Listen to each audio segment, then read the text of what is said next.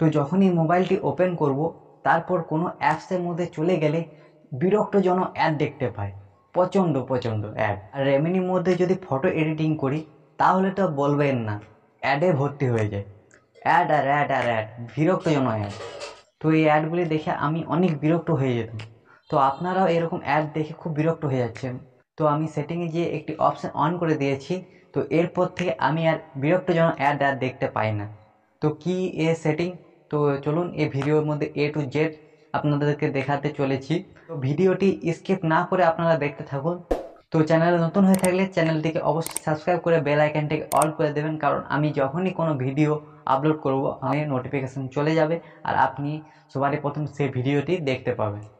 তো মোবাইলের সেটিংটি ওপেন করে নেবেন, এরপর নেটওয়ার্ক অ্যান্ড ইন্টারনেটে ক্লিক করে দেবেন। এরপর নিচের দিকে প্রাইভেট ডিএনএস বলে লেখা আছে, সেটার মধ্যে ক্লিক করে নেবেন।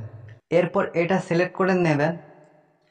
সিলেক্ট করা হয়ে গেলে এই জায়গাতে টাইপ করে নেবেন এটা।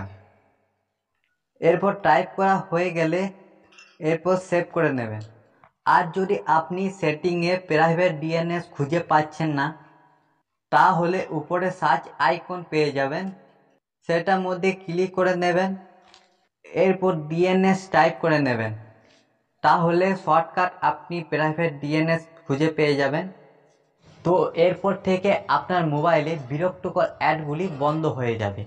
তো আজকের ভিডিওটি এই পর্যন্তই, আর আপনার সাথে দেখা হচ্ছে কোনো অন্য ভিডিও।